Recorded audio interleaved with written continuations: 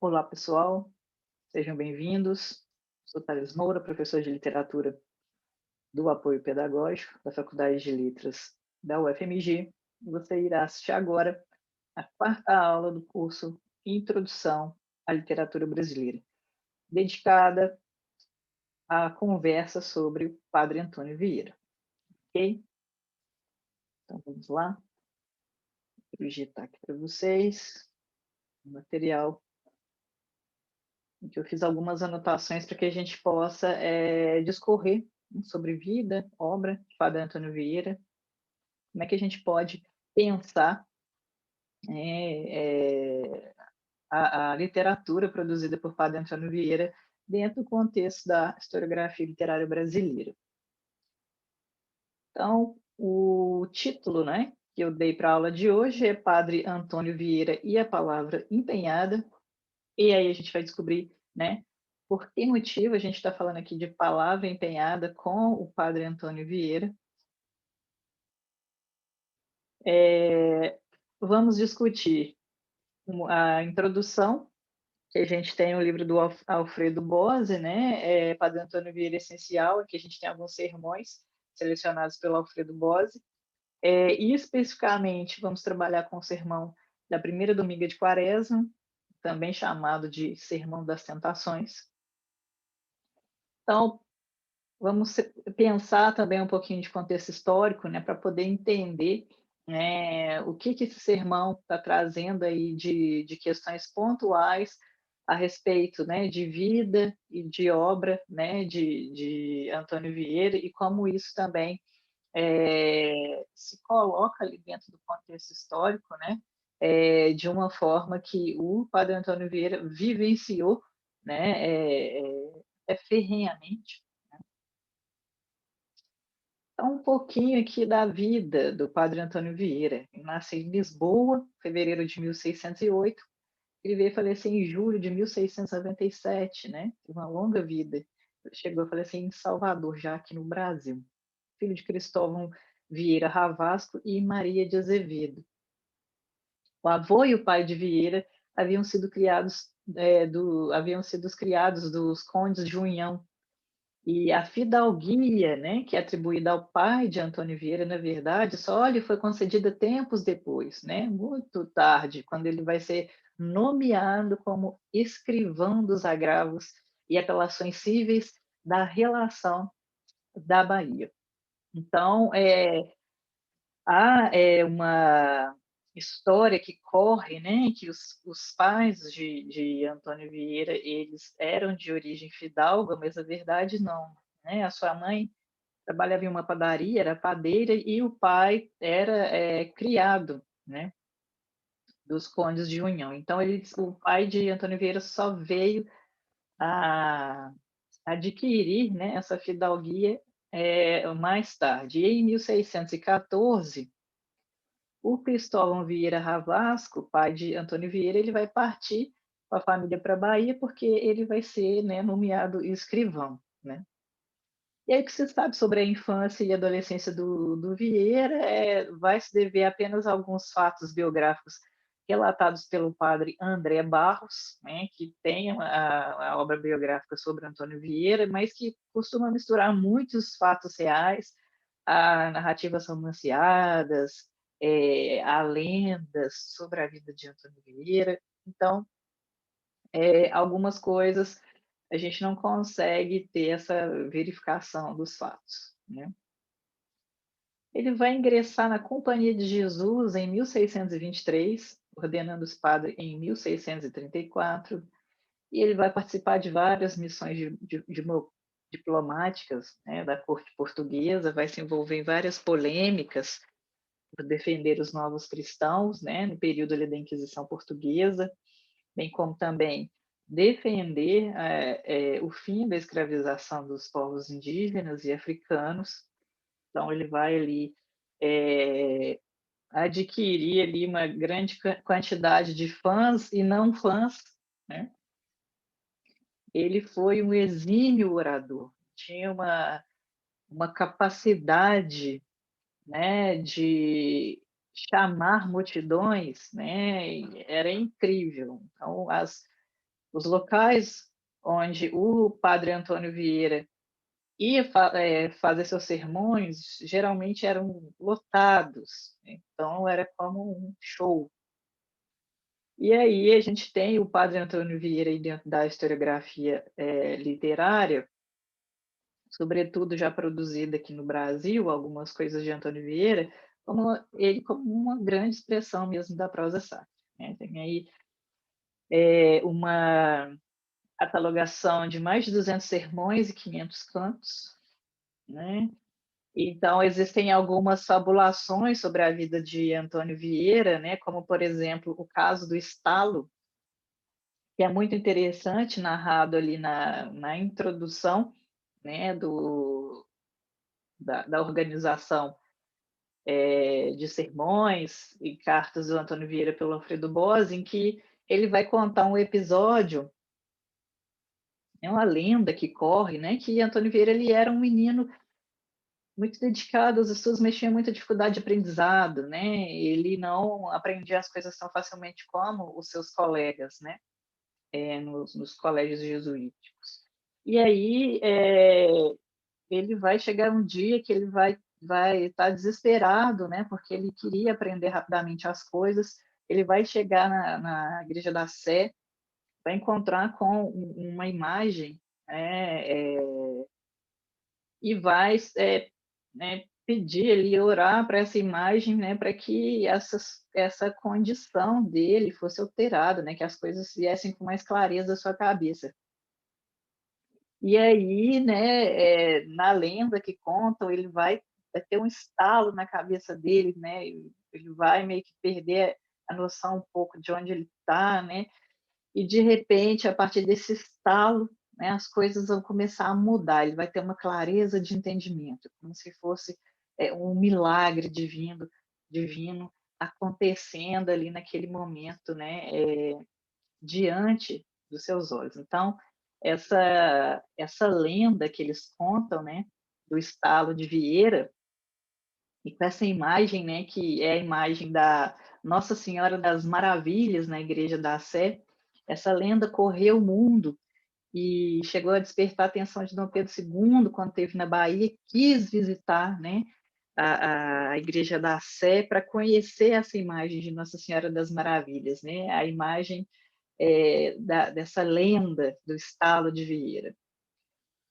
Há outros episódios também, bem como um episódio em que ele vai fugir, né, de casa para o colégio aos 15 anos de idade, vai chegar lá, vai deixar os padres todos, né, desorientados, vai passar um tempo lá com os padres, e nesse tempo que ele está lá, os padres vão enviar ele a uma aldeia que se chamava São João, que ficava a 7 léguas da Bahia. Ele vai se perder no meio do caminho, e aí ele não sabia ir nem para frente, nem para trás, não sabia onde que ele estava, e ficou desesperado, e diz que naquele momento ele, né, orou ao seu anjo da guarda para que ele pudesse encontrar o caminho de volta, e de repente sai do meio da mata uma criança, né, que pergunta se ele está perdido, para onde ele está indo, e consegue levá-lo de volta, né, para onde o destino que ele precisa ir.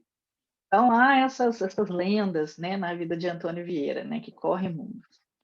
E Antônio Vieira ele dominou precocemente esses instrumentos necessários à pregação, né? Esse exercício da oratória foi dominada de modo exemplar pelo Vieira. Ele dominava gramática, retórica, latim clássico, eclesiástico. Aos 17 anos ele já era perito, né, na linguagem, e ele vai ser incumbido de, por exemplo, redigir a Carta Annua, que foi um documento que registrava ali o que estava acontecendo na colônia entre 1624 e 1625, né, a corte portuguesa.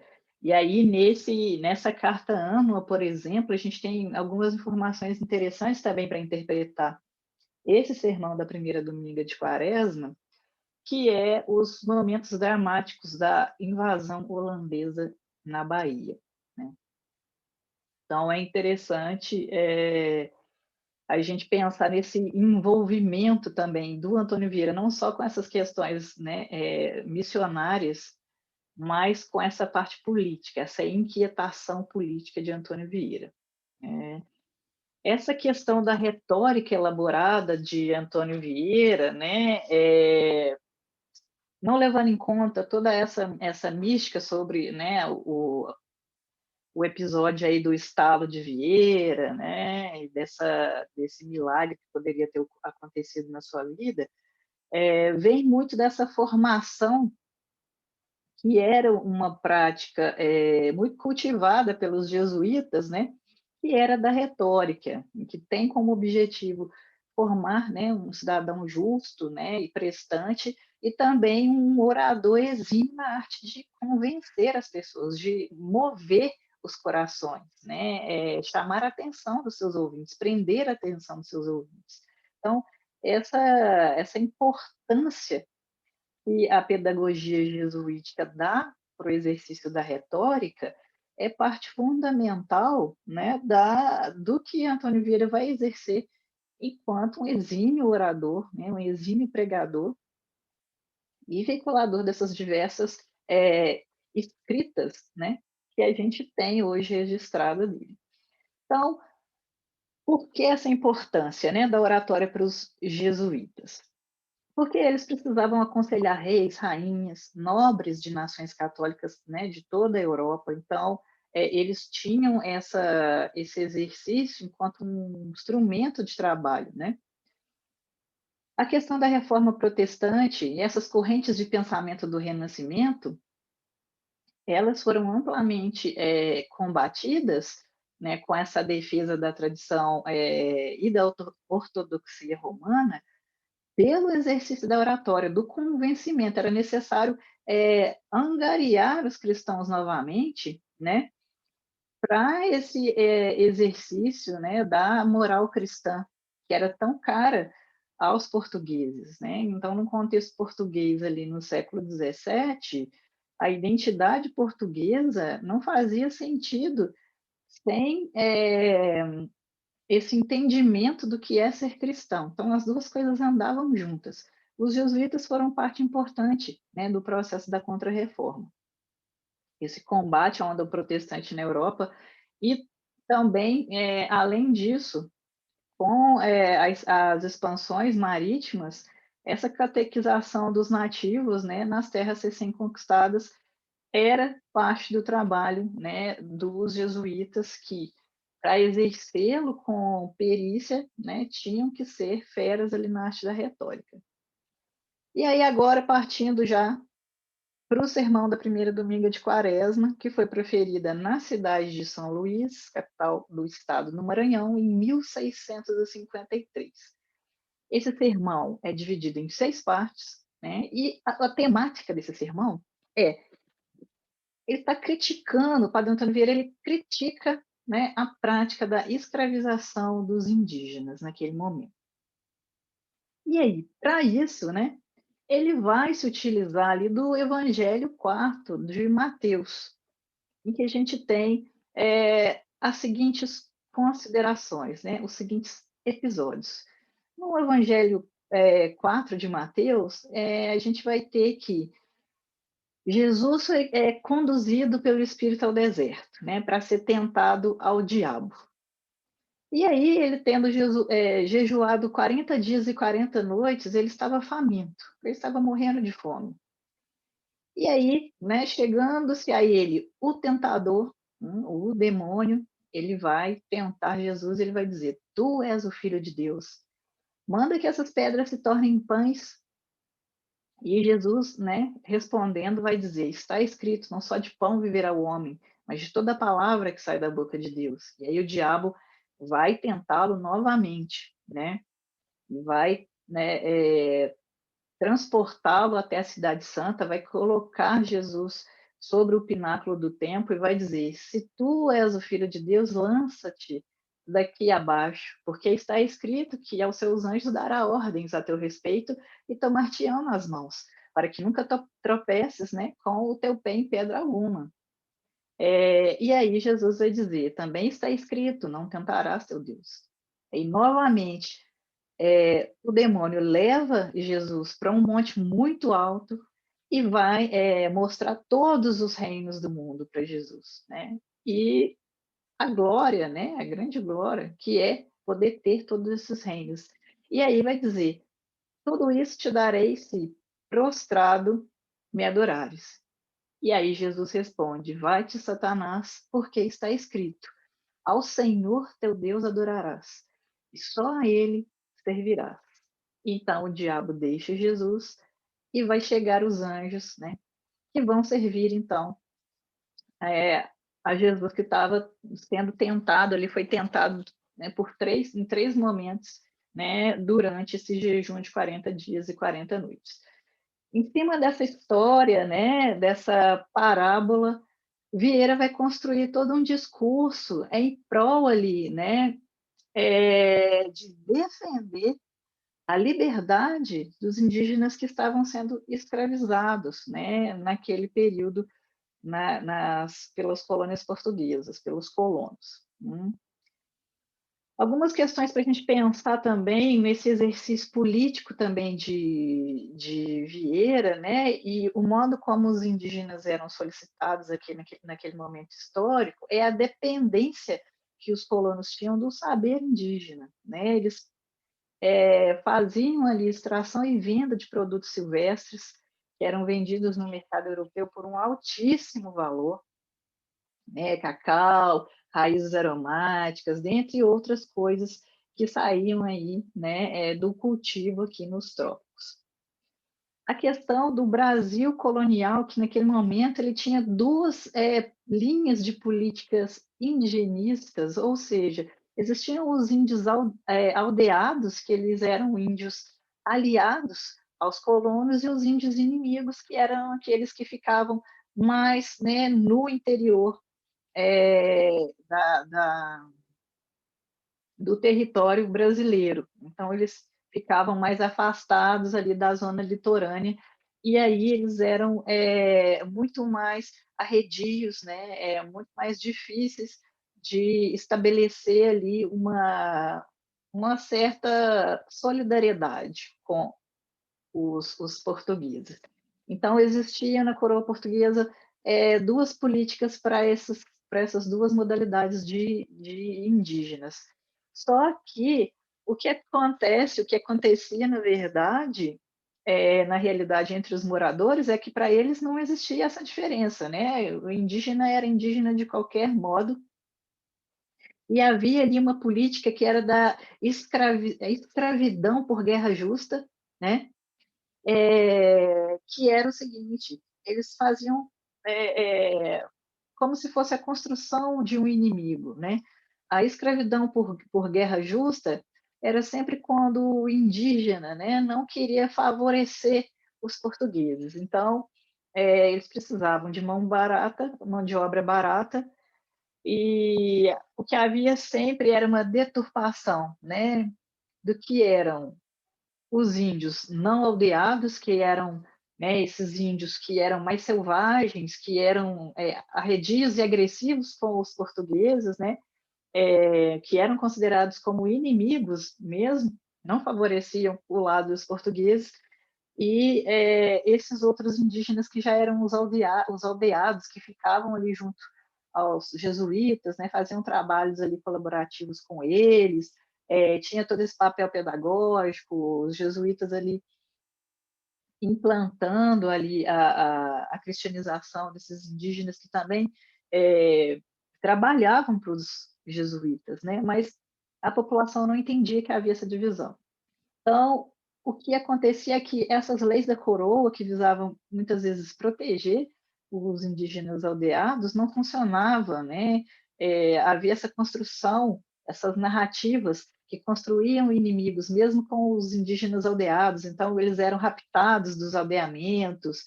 Era uma confusão ali naquele período. Então, o que a gente vai ver é que essa lei, essas duas linhas de política não funcionavam muito bem, e os indígenas todos estavam sofrendo ali sendo amigos ou inimigos dos portugueses, não fazia diferença nenhuma, eles estavam sendo escravizados e sendo muitas das vezes torturados. O perfil dos indígenas escravizados eram os inimigos, né, os índios considerados inimigos pelos portugueses, os que viviam no sertão.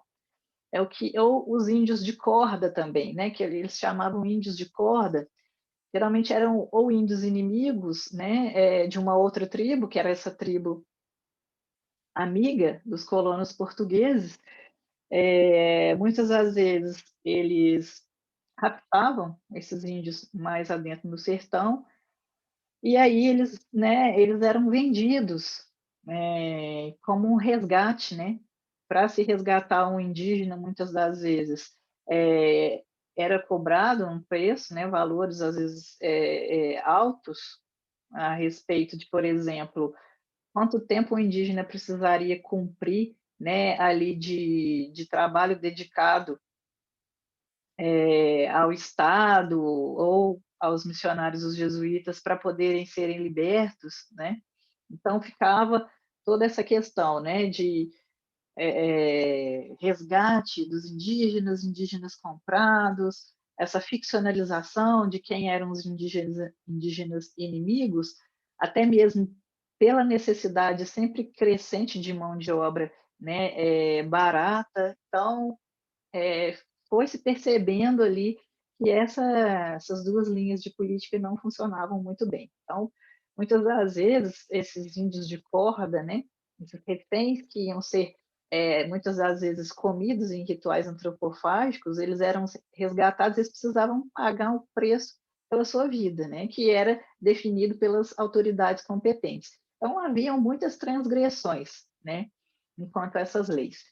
Então, as únicas opções que eles tinham era ou a escravização, né, pelo colonizador, mão de obra, né, escrava mesmo, ou o aldeamento, né, do rei, as missões jesuíticas. E era o seguinte: eles trabalhavam 6 meses para os indígenas, cultivando terra, fazendo trabalhos, né, pedagógicos, enfim, trabalhando junto com eles nas missões, e 6 meses cultivando para si e para suas famílias. Então, de todo modo, eles, né, trabalhavam para a coroa.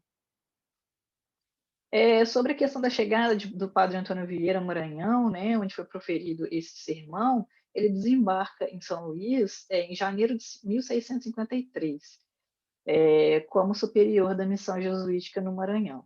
Então, ali ele vai chegar com essa carta régia de 21 de outubro de 1652, e essa carta régia dava plenos poderes, né, para o Antônio Vieira fazer ali os aldeamentos, né, enfim, exercer aí o que era, né, necessário para expandir aí a fé cristã, né,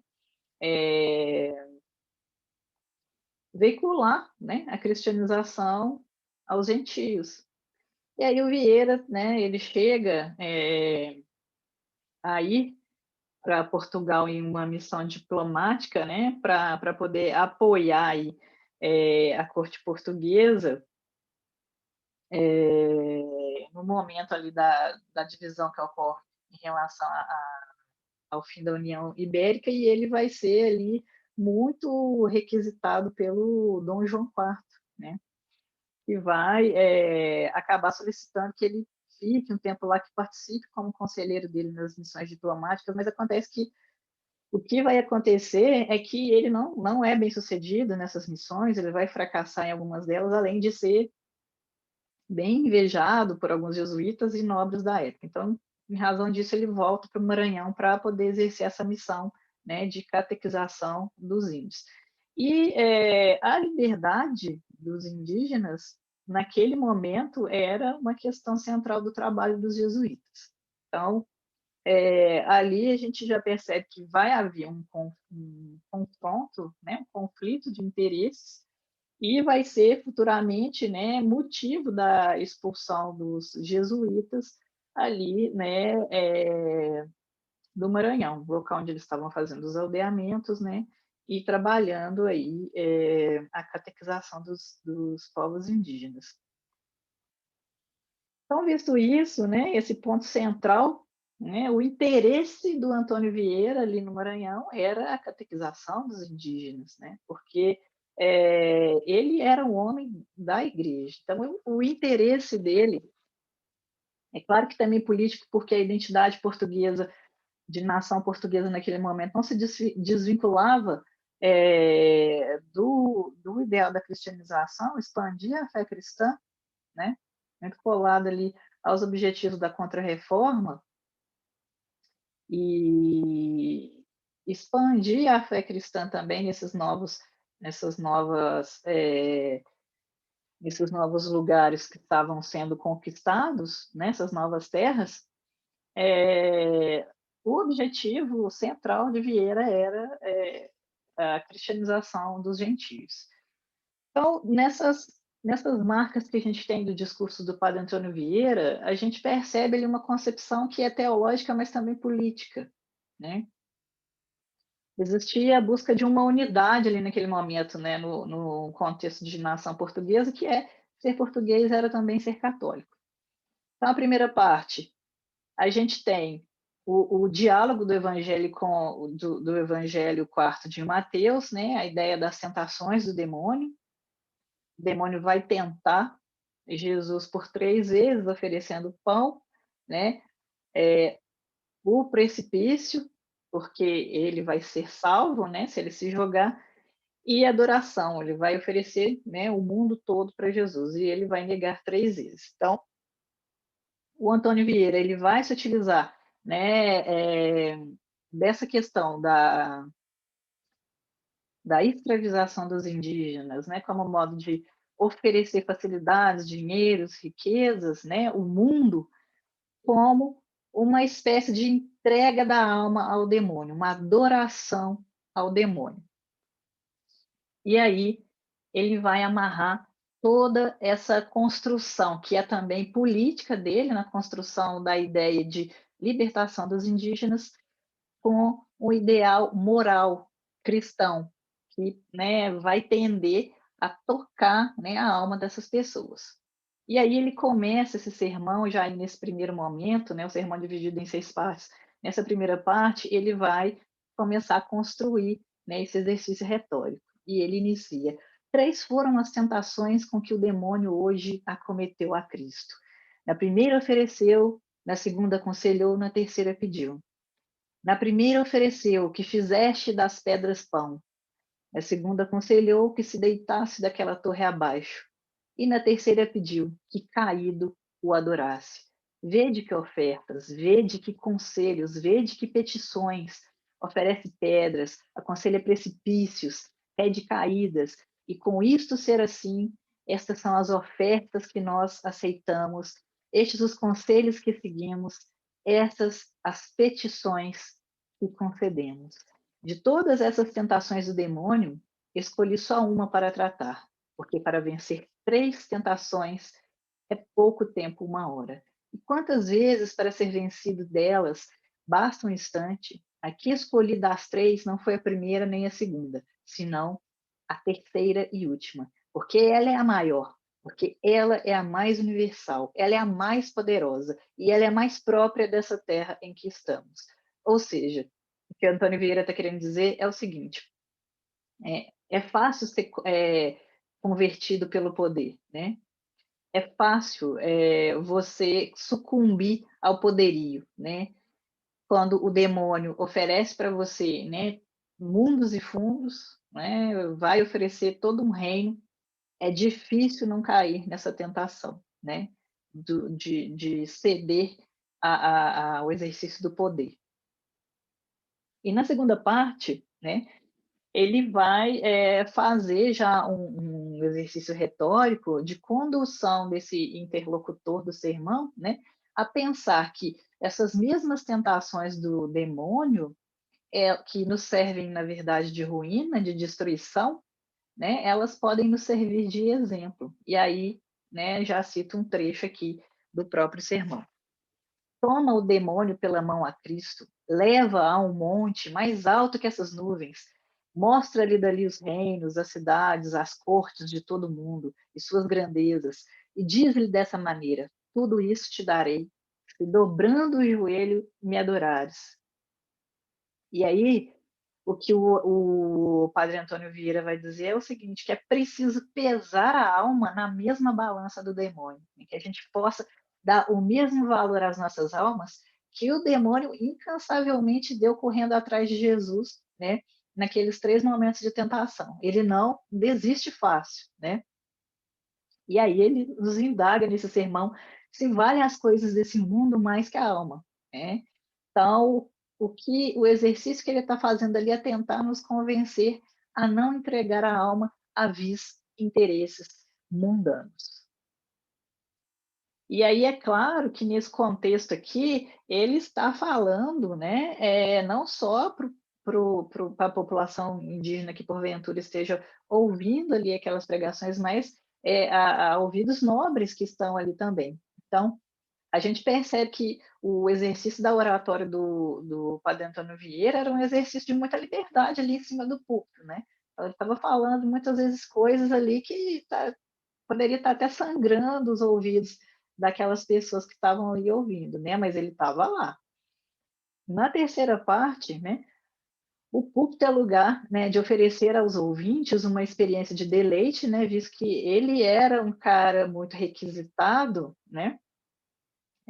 Onde ele pregava era sempre, né, um acontecimento, mas o púlpito também era um lugar de dizer verdades, né, de avisar dos perigos, das falhas, de ensinar, de mostrar os pecados que estavam, né, sendo cometidos, né, sobretudo pelos nobres daquele momento, né, histórico.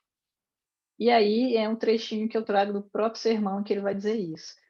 Subir ao púlpito e não dizer a verdade é contra o ofício, contra a consciência, principalmente em mim, que tenho dito tantas verdades e com tanta liberdade e há tão grandes ouvidos. Então, nesse momento aqui, né, quando ele coloca que ele tem dito tantas verdades com tanta liberdade e há tão grandes ouvidos, a gente já percebe, né, que ele muitas das vezes estava proferindo aqueles sermões na presença de pessoas nobres e poderosas ali, né, que estavam ouvindo aquilo ali provavelmente como indiretas, né? Agora, se a carapuça estava servindo, né, a gente não sabe. Então, essas marcas no discurso do Vieira, elas vão acusar, né, também o direcionamento dessa prática oratória de Vieira, né, nesse contexto histórico, político do Brasil colônia. Na terceira parte, alguns trechos aqui, né, em que ele vai pontuar exatamente onde é que ele quer chegar com tudo isso, né? Das tentações, de sucumbir, né, a essas experiências mundanas. E ele vai dizer: sabeis, cristãos, sabeis, nobreza e povo do Maranhão, qual é o jejum que quer Deus de vós essa quarentena? Ele vai perguntando. Que soltei as ataduras da injustiça e que deixeis ir livres os que têm de cativos e oprimidos. Os cativos, né, são os escravos que eles estavam escravizados, mas não eles não eram livres, mas também eles não estavam inteiramente escravizados, né? Então eles ficavam ali no meio termo. Estes são os pecados do Maranhão. Estes são os que Deus me manda que vos anuncie. Sabeis quem traz as pragas às terras? Cativeiros injustos? Quem trouxe ao Maranhão a praga dos holandeses? Quem trouxe a praga das bexigas? Quem trouxe a fome e a esterilidade? Esses cativeiros? Todos os homens do Maranhão devem ser vistos em liberdades alheias. E podendo restituir, não restituem. Logo, todos ou quase todos se condenam. Então, aqui nesse momento, ele está chamando, né, várias questões para poder defender o ponto de vista dele em relação à liberdade desses cativos, né, que eram essas pessoas que eram mantidas ali, em grosso modo, em cativeiro mesmo, né? Elas não eram escravos, mas também não eram livres. Então, eles viviam em um regime ali, né, de prestação de serviço voluntária para o Império Português. E aí, algumas questões interessantes que a gente tem nessas passagens, né? Essa ideia das pragas, né? Que ele vai pegar, né, da praga enquanto castigo divino em várias passagens bíblicas, né? E essa doença, né, da bexiga, que ele vai estar relatando aqui, que era uma doença que ali no século XVII, né, estava é, a todo vapor ali no Maranhão, né, acometendo vários indígenas que não tinham então resistência, né, para poder se curar, né, se tratar dessa doença vinda da Europa, muitas vezes pelos próprios portugueses, pelos próprios jesuítas, né, enfim, o Antônio Vieira vai veicular essa doença que estava cometendo ali os indígenas, né, a população no Maranhão, a essas pragas, né, ao castigo divino. Então, ele vai convocar essas pragas, né, essas histórias bíblicas para poder falar, olha, isso tudo está acontecendo porque vocês estão fazendo isso, né, essas injustiças. Na quarta parte, né, ele vai falar dessa importância novamente dos indígenas, né, no sustento ali daquelas colônias, né, do Maranhão, aliás, para a economia, né, daquele local, porque eles eram fundamentais ali, visto eles estarem vivendo ali da importação, né, de produtos típicos ali, né, daquele local. E os indígenas eram os que mais conheciam, né, desses produtos que eram exportados. E aí ele vai dizer: este povo, essa república, esse estado, não se pode sustentar sem índios. Quem nos há ir, quem nos há de ir buscar um pote de água, um feixe de lenha? Quem nos há de fazer duas covas de mandioca? Direis que os vossos chamados escravos são os vossos pés e mãos, e também podereis dizer que os amais muito, porque os criastes como filhos, e porque vos criam os vossos. Assim é, mas já Cristo respondeu a essa réplica, né? E aí ele vai dizer que chama ali no latim, no momento, todo momento, os sermões do Antônio Vieira vai convocar essas passagens bíblicas em latim, né, que seus olhos, se os seus olhos te escandalizarem e as suas mãos também te escandalizarem, que é melhor que se ampulte, né? E aí ele vai dizer, né, olha, não é para levar isso ao pé da letra, né? Ele diz, não quer dizer que se nos servir de escândalo aquilo que amarmos, como os nossos olhos, e aquilo que haver-nos mistes como os pés e as mãos, que os lancemos de nós, ainda que nos doia, né, como se o cortáramos. Então, ele está dizendo, né, não é que é para levar isso ao pé da letra, mas que é para a gente, né, para aquela população repensar, né, nesses critérios né, se escravizar os indígenas aqui, naquele momento. Todos os índios desse estado ou são os que servem como escravos, ou os que moram nas aldeias de El-Rei como livres, ou os que vivem no sertão em sua natural e ainda maior liberdade, os quais, por esses rios, se vão comprar ou resgatar, como dizem, dando o piedoso nome de resgate a uma venda tão forçada e violenta que talvez se faz com a pistola nos peitos. Quanto àqueles que vos servem, todos nessa terra são herdados, havidos e possuídos de uma fé, segundo a qual não farão pouco, ainda que o farão facilmente, em vos perdoar todo o serviço passado. Contudo, se depois de lhes ser manifesta esta condição de sua liberdade, por serem criados em vossa casa e com os vossos filhos, ao menos os mais domésticos, espontânea e voluntariamente vos quiserem servir e ficar nela, ninguém, enquanto eles tiverem essa vontade, os poderá apartar de vosso serviço. E que se fará se alguns deles que não quiserem continuar nessa sujeição? Então, aqui ele está comentando esses fatos, né? Que havia essa divisão política, essas duas linhas de política indigenistas em relação, né, aos indígenas amigos e os indígenas inimigos. Muitas das vezes, né, havia essa política de os inimigos poderem serem escravizados, né, por justa causa, por serem inimigos dos portugueses, eram esses escravos de corda, capturados, né, em prol de não obediência, né, ou a não prestação de serviço aos portugueses. E aí existia também, né, esses indígenas, né, que eram os cativos, né, que viviam ali já junto, né, àqueles colonos, de forma, né, que ele vai colocar ali domesticados já, né, eles já viviam ali tanto tempo que eles iam ficando. E aí, mas ele vai dizer que, sobretudo, todos esses gestos eram extremamente violentos, né, impiedosos. E que se nesse momento dessa libertação, né, e se alguns não quisessem continuar nessa sujeição, o que ia acontecer com eles, né? E aí ele continua: estes serão obrigados a ir viver nas aldeias de El-Rei, onde também vos servirão na forma que logo veremos. Ao sertão se poderão fazer todos os anos entradas em que verdadeiramente se resgatem os que tiverem, como se dizem, cordas, para ser comidos, e se lhes comutará esta crueldade em perpétuo cativeiro.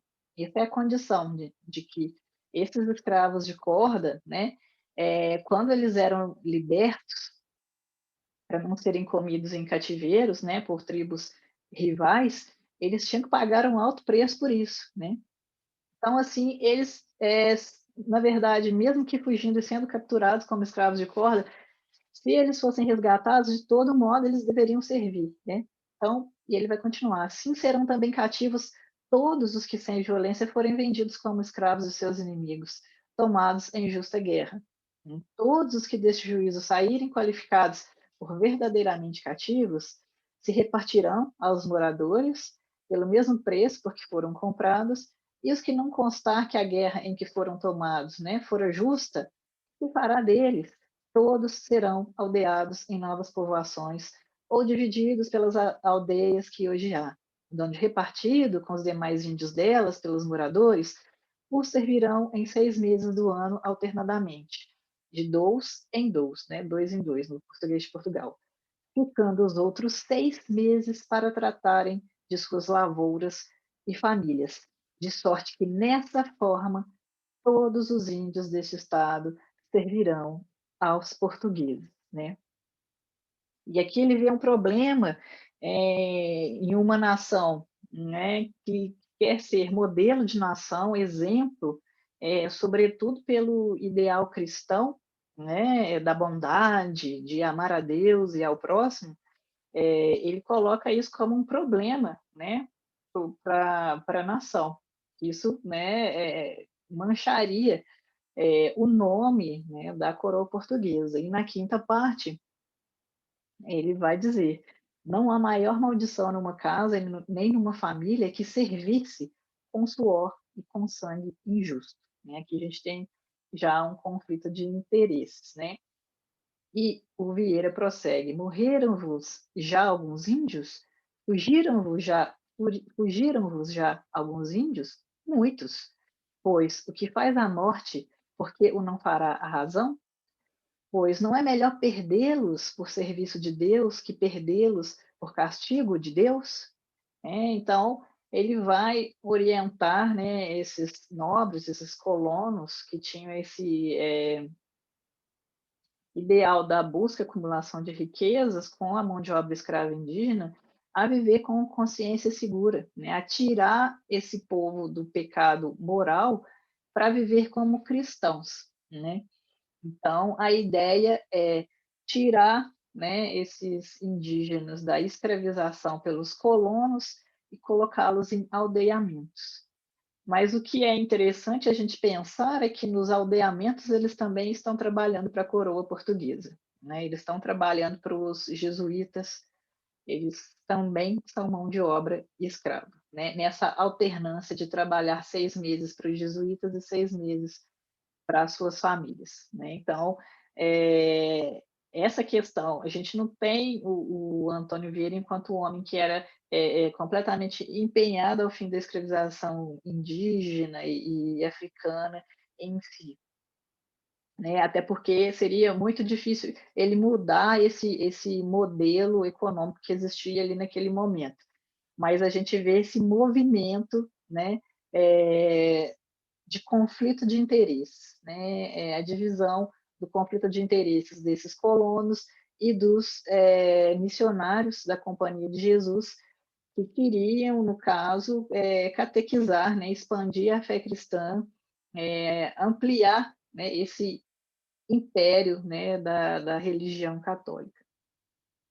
E na sexta parte, né, sexta e última parte, a proposta que ele vai, né, fazer com esse sermão, né, aos nobres e ao povo do Maranhão, né? A proposta consiste no bem do povo, na salvação e livramento dessas almas do inferno, né? Porque, segundo ele, perder um pouco é também ganhar, né? Então, eles estão ali sofrendo com essa praga, né, da bexiga, que para ele é um castigo de Deus, a escravização dos indígenas, né? Tá tendo essa questão aí das violências, né?